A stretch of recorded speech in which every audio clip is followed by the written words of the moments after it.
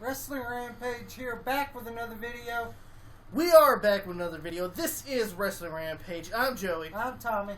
Make sure that you like us on Facebook, facebook.com/WrestlingRampage2.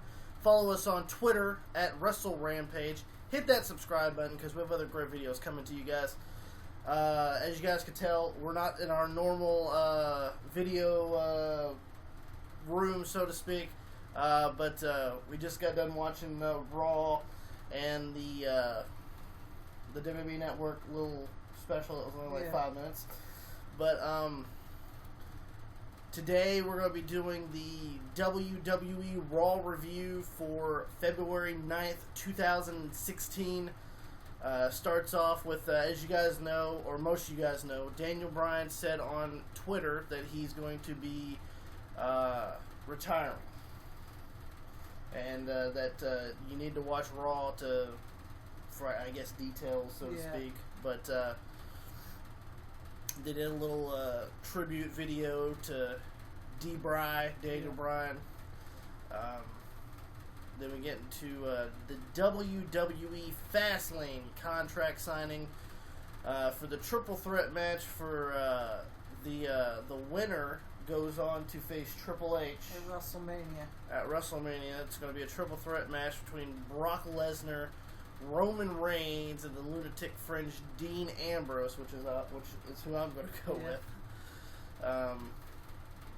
What happened during that contract signing? Well, the contract signing, Stephanie came out, of course. Then here comes Dean Ambrose to interrupt. Mm-hmm. He's telling Brock Lesnar to get his ass out here.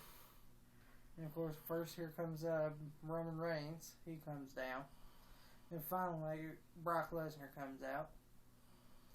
And then Paul Heyman, was going to do Ladies and Gentlemen Paul Heyman, but Stephanie cut him off. Of course she did.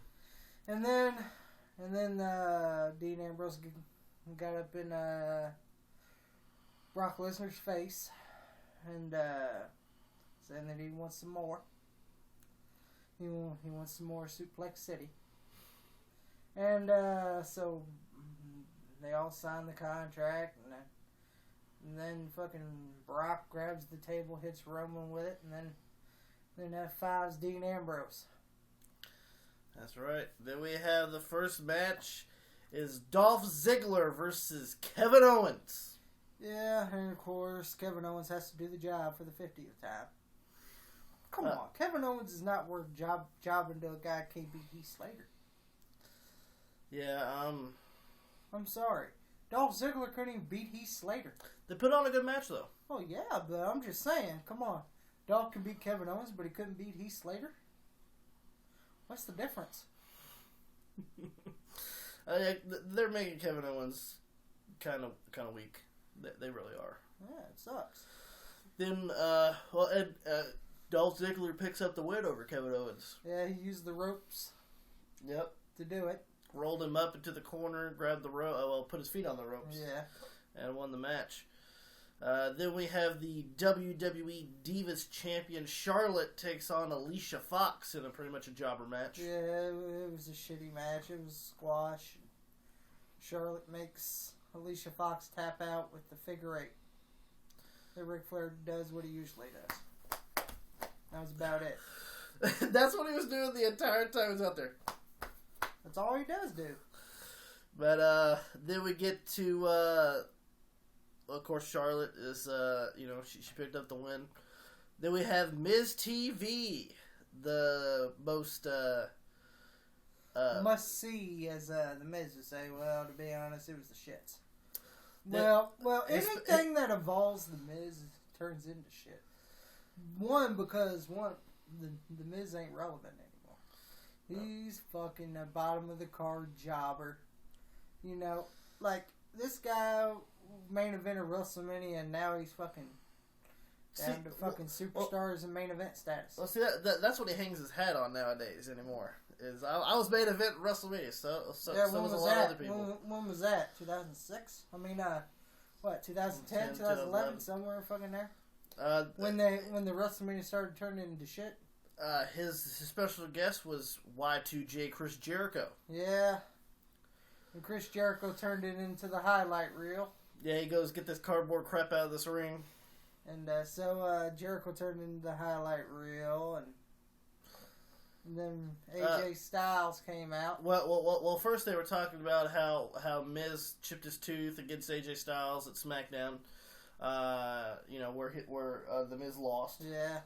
Then he's like, oh, well, very funny. You lost to him too, Chris Jericho, 2 weeks ago on Raw, and then while that AJ Styles was coming out, the Miz attacks Jericho, and then here comes Styles to make the save, and Jericho and Styles beat the hell out of the Miz, throw him out, and then they had a stare off. Which, of course, they're going to have a match this coming Thursday on SmackDown on the USA Network. So if you guys want to see AJ Styles versus Chris Jericho 2, check it out. The first one was pretty awesome. Then we have Ryback versus Bray Wyatt. Yeah, the old crowd chanting Goldberg. I'm sorry, like Ryback.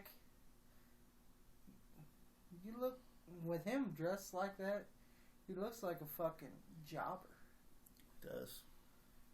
You could even hold Goldberg's nutsack. But Ryback ends up winning. I'm sorry, he ends up losing the match to Bray Wyatt. So I'm about to say if Ryback won, that's a tragedy. No, he didn't win. Thank God. But after the match, the Wyatt family starts beating down Ryback, rightfully so. Rightfully, he deserved it. Ryback sucks. Then we get to a jobber match. Superstars main event match. Yeah, Titus O'Neil versus Adam Rose of the Social Outcasts. Yeah. Or the Radical Mongoose, as he likes to call himself. Well, I wasn't really too thrilled about this match. I think I was on my cell phone while that match was going on. But the Radical Mongoose picks up the win. Oh, Adam Rose beats Titus O'Neil. Yeah, I was on my cell phone while that match was going on. And then you seen Heath Slater shaking his genitalia. Is he trying to be Kenny King? Kind of. Then Dean Ambrose calls out Brock Lesnar. Lesnar answers the call, of course. Comes in, S5's Dean. And you see Dean he wants a little bit more. I don't care if it's F5, F10, F15, or F150. Come on. He goes, give me another. Like Tom Dreamer, thank you, sir. May I have another? May I have another? And then, of course, Roman Reigns had to stick his fucking Samoan nose in there. Yeah, so he comes out there. And it distracts Brock Lesnar long enough for Dean to low blow Brock Lesnar. Yeah. Then you see Lesnar grabbing his nutsack. Yep. Then we go to a tag team match with the returning Sin Cara with his tag team partner, U.S. champion Kalisto. Coming back from injury. The Lucha Dragons take on Alberto Del Rio and Rusev of the League of Nations. Yeah, and Kalisto, he's way better than Unico. Yeah. That ain't Sin Cara, folks. That's Unico. The real Sin Cara gets botched a lot. Yeah. He went back to Mexico. Mystico. But this match sucked. Del Rio hits that goddamn double foot stomp on him, on Kalisto, and that was the end of that. Picks up the win. And Rusev and Del Rio win it. Then we have Becky Lynch versus Tamina. Yes. But before that, Sasha Banks comes out. Pretty much the highlight of commentary. Of that whole thing there. He does some commentary, and Naomi was out there with Tamina, and fucking Tamina was hollering at Sasha Banks, telling her to get her ass in here, and Sasha Banks, well, I'll oblige that, here I come. And then, of course, Naomi had to attack her from behind, fucking cunt that she is. So at Fastlane. And then Becky Lynch goes and makes a save for Sasha, attacks to Naomi, and then gets back in the ring, and Tamina super kicks her and beats Becky Lynch, which is tragedy. And then we're going to have a tag team match at Fastlane. at Becky Fastlane. Lynch and Sasha Banks versus Tamina and Naomi.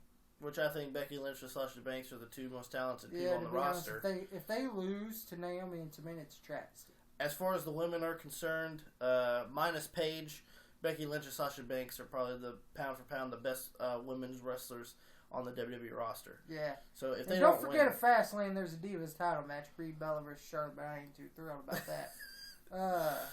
Then we have the dreaded 8-man tag. Well, not dreaded, but it was dreaded until I found the New Day's mystery partner. Actually, funny story.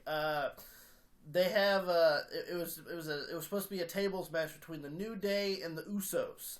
And out of nowhere, the Dudley Boys come in and say, "Well, that's our style of match. We can have an old-fashioned 8-man tag team the New Day table find match." themselves a partner, and so the New Day was doing this promo saying, "Hey, we could, we get got anybody. The ladies' man and everything else," and find out they hand them this fucking unicorn, and it's Mark Henry.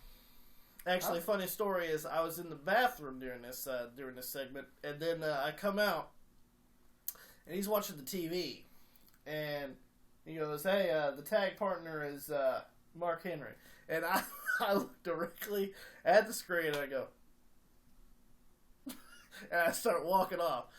Mark, you could pick somebody else better than Mark Henry. The team was Zack Ryder. Fucking give me Zack Ryder. Give me R-Truth. Give me Heath Slater. Give me fucking anybody. I'd rather team with anybody. I'll even team with Paint and Dry and Jack Swagger. Yeah. Than fucking Mark Henry. And then, of course, that led to their demise because Mark Henry walks out. Says, "Oh, you don't tell me what to do." And there he goes, walk out. I was like, well, of course, that's Mark Henry for you. He wants to collect the paycheck. And then fucking the Dudley Boys 3D Big E through the table. So the winners of the 8-man tag team table match are the Usos and the Dudley Boys. Not much to come. This is the greatest part of this match. Yeah, this is what got me the pop right here. I know. The Dudley Boys attacked the Usos. And yes. I loved every minute of it. Alright. The Dudley Boys beat up the other Uso. Jimmy or Jay, I don't know. They both look the damn same. 3D, one of them through the table. Then Bubba powerbombed the other one through the table. Do you know who we are? Do you know who we are? We're the Dudley Boys. We're the Dudley Boys. It's fucking awesome, and I'm glad they turned heel. And I hope they feud with the Usos, and I hope the Usos lose every fucking match they're in against the Dudley Boys. The Dudley Boys are awesome, and we're going to go for them most definitely. Yes. And then the highlight and the low light, pretty much, of the WWE Raw review for February 9th, 2016 was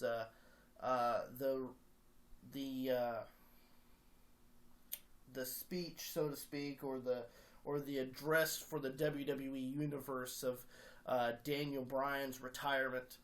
Hashtag thank you, Daniel Bryan. Yes. Very, very emotional speech. How, wrestling is the only thing he ever wanted to do. For 16 years. Trained by Shawn Michaels in Shawn Michaels' camp. Wrestling school back in San Antonio, going through that, going to Memphis, working in Memphis, becoming the American Dragon, going to Ring of Honor, working in Japan, working everywhere he could, and finally he got the call to go to WWE. Yes. And then later on he got fired after that. And then he came back. But a very long road into going into wrestling, and apparently he said that it was concussions that pretty much he said by the time he was 5 months into wrestling he already had 3 concussions. And one noticeable thing about concussions is sometimes you don't even know if you have a concussion or not in wrestling. You might note it off as something else. He said that you got to, scan on his brain, that it's not as normal as, it should be. Yeah. And, it's contributing to concussions. Also, another thing of WWE's watching for are concussions. Leading back to the 2007 scandal with Chris Benoit. he had a lot of undiagnosed concussions. So I know that they're really watching that. Yeah. But, I mean, there's other things he can do in WWE. Yeah, he could be a goodwill ambassador like Randy Savage did back in the day. Or like Warrior was supposed to be before he died. They already came out with the Daniel Bryan DVD last year in 2015. He had a highlight of career. I mean, I know that he wants to settle down. I know he's not, I know wrestling was the only thing he really ever wanted to do. But, he also, just like Edge, it's pretty much like Edge, except for Edge is, if he ever gets hit in the back again, he's gonna be paralyzed. Daniel Bryan just wants to relax, think about the rest of his life. With his family. With his wife Brie Bella, and, I wish Brie Bella and Daniel Bryan the best. Yes. It's going to be pretty sad that the Yes Movement is gone now. Yes. Daniel Bryan is done. But he put on some great matches. I mean, everybody was looking forward for him to coming back and everything, and just hearing that news kind of just... Yeah, kind of... I mean, he was number one trending on Facebook. He was number one trending on Twitter. Yes. He was just a hell of a talent. Hell of a guy, supposedly to other people, his peers. I was lucky enough to see a Daniel Bryan match live at a Raw that I was at, and it was back when he was United States Champion, and that whole stupid Bella storyline was going around of which one he wants more or whatever. But he put on a great match. I believe he took on Ted DiBiase in that match, and it was a great match though. But Daniel Bryan, he's one of those guys that never got that. He was too small. Yeah, that WWE didn't want to push, but the fans pushed him. Yes. So. He was always too small, and he was in the business for the land of the giants, pretty much. Yes. So, it's very and like nowadays, it's a lot easier than it was back in the day. For a smaller guy to be in either WWE or other bigger promotions. Yeah. I mean, it was just really hard. So, but yeah, I like to wish Daniel Bryan the best in his future endeavors, whatever he does. Yes. I know it's sad that you got to walk away from something you love, but your health's more important than what you love. So I wish him nothing but the best. Hope he has a good, healthy life. Yes, we wish nothing but the best for Brie Bella and Daniel Bryan, and he's talking about having kids and everything else. So I mean, we wish nothing but the best for that, and share some good family time. That's right. That's one thing you got to do. And I guess we just want to say thank you, Daniel Bryan. Yes, thank you. Thank you, Daniel Bryan, for the memories you did and your contributions to the wrestling business. Not just WWE, not just WWE. Everything you done. You done everything you had to do in your career. It was too soon, but you just don't know when you got to go. So. Yep. But make sure that you like us on Facebook, facebook.com/Wrestling Rampage 2. Follow us on Twitter at Wrestle Rampage. Hit that subscribe button because we have other great videos coming to you guys. And you guys have a great one. Yeah.